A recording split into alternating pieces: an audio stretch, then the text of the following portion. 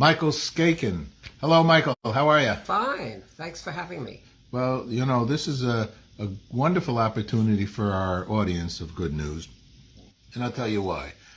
You've written a book. You've written a book on Burning Ground, a son's memoir by you, Michael, and in due respect of I believe, your dad, right? Correct. And so give us some history about the book and yourself, on why you have written this book and how you feel about it all. Okay. I wrote this book because I felt I had a moral obligation to do so. My father had no other children except myself, and he had an extraordinary, really stranger than fiction survival story. And I felt that I needed to speak about it because he spoke to me about it a lot when I was a child. It's a story of tragedy and triumph. It's a story about the Holocaust, about how a young man who was schooled in the Talmud, the Jewish traditional learning, he was a scholar in the making, and how when the Nazis entered Poland on their mission to destroy an entire people, to commit genocide, he was able to pass first as a Catholic, because he had blonde hair and blue eyes. But more importantly, what do you do about circumcision? He was circumcised, and in Poland during the war, no non-Jew was circumcised. So he also passed as a Muslim. There weren't many Muslims in Poland. They were a very small minority, but he was able to pass as a Muslim, and that gave him cover for his circumcision.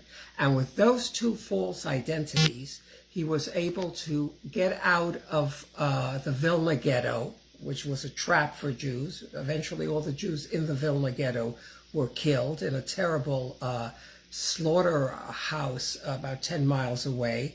And he got himself out, and he was transferred into Nazi Germany as a Polish slave laborer. He used those both identities, one because he was passing as a blonde-haired, blue-eyed person, and also the circumcision allowed him, the Muslim identity allowed him to pass. And he entered a slave labor camp, but the most important and the most, in a sense, thrilling element of this book is at the end, this rabbinical student fakes his way into the SS, the inner core of the Nazi killing machine. How he was able to do that by using, his daring, his cunning, everything that he had went into surviving. And I believe that his Jewish rabbinical training was weaponized by him.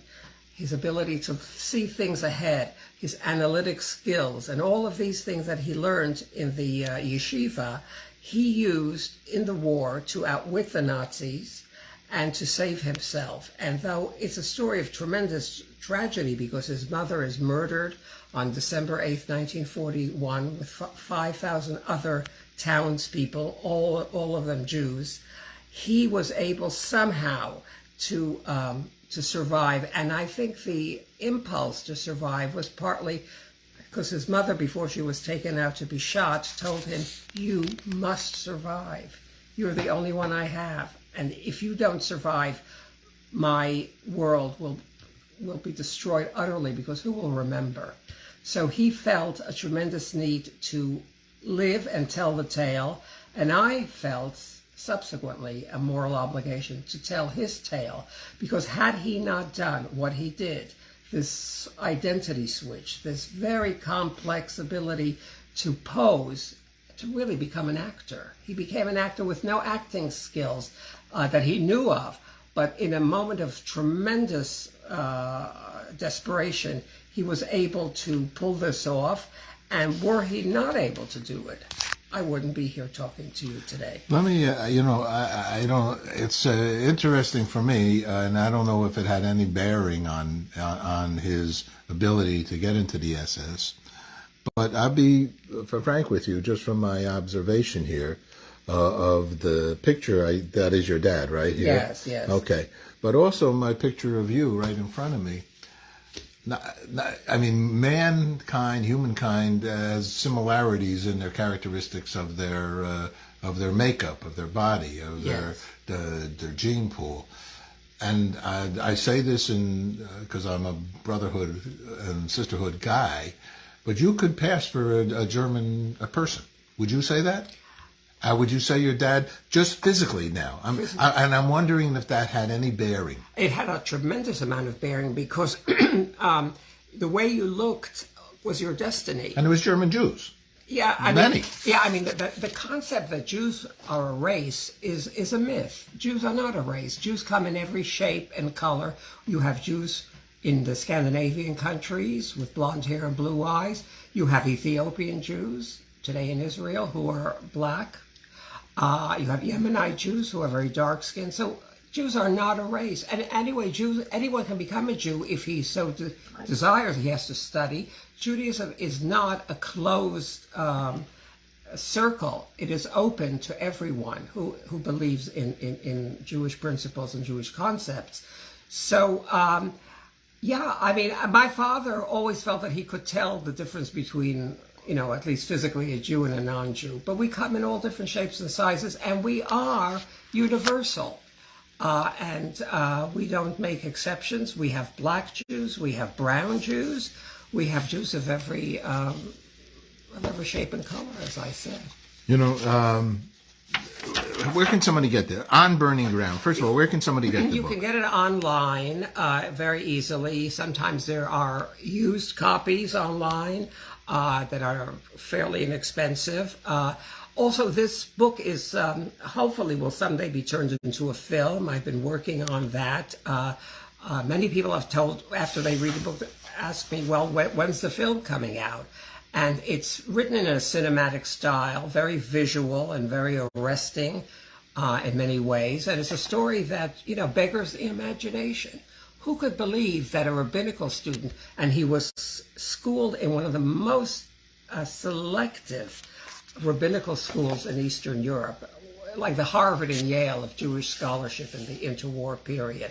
And he was an only child, so it's not as if he didn't have street smarts, and yet under these extraordinary circumstances, he was able to draw upon an inner strength that he didn't even know he had. And, the famous English writer Samuel Johnson once said, there's nothing concentrates the mind so much as a hanging. When you're in a very difficult and sometimes desperate situation, genius comes out, the ability to somehow see how to be able to put things together quickly, because to survive World War II, you had to be quick on your feet, you had to be quick-minded, you really had no margin for error. There was absolutely no margin for error. That's why he passed both as a Christian and as a Muslim, because if he didn't have that Muslim false identity, he would not have had the chutzpah to go into the Waffen-SS, as it were, and say, I want to become a volunteer. He literally volunteered for the SS because he knew that only in the deepest core of or in the belly of the beast could he survive. Because nobody, if he was in the SS, nobody would doubt that he was a Jew. Actually, when he was on this labor farm, somebody did doubt something about him, and that's the reason he ended up in the SS, because he felt that in the inner coil, he would be safe, and he was right. What is peace for you? Peace means an open embrace of the world, of all the peoples of the world, because we all come from one root. All the Abrahamic faiths, Judaism, Christianity, and Islam, draw from the same source. In fact, my father wouldn't be here today. I mean, unfortunately, he passed on, but he wouldn't have survived if he couldn't pull from every direction. And I think all the great faiths of the world are drawing from the same wellspring. And that wellspring is peace, love, and acceptance of the world we live in. And as soon as we all realize that, war will cease, and we will come to love each other as we were meant to. I love it. On Burning Ground, a son's memoir, Michael Skankin. I'm a Slatkis, but we're all like from over there. And I want to leave the last words here, the following. May their souls be bound up in the bonds of eternal life and everlasting blessing among us. Michael, thank you so much. Thank you indeed.